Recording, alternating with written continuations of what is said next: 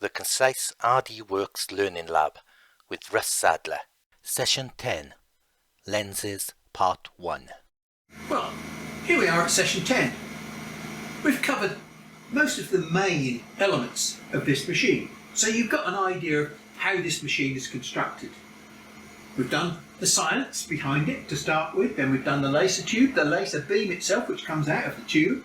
We've done the mirrors, we've done the motor drive system, we've done the brain, which is the controller, although we only briefly skipped over that. We will come back to that.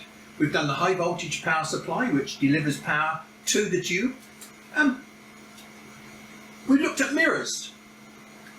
And the last thing in the chain that makes these machines work are these things, the lenses.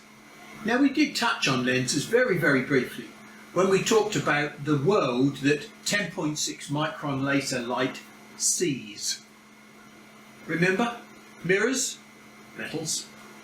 These things are very, very, very small group of materials that will look like windows and pass the light through, even though this particular one is completely black to us. We can't see through it.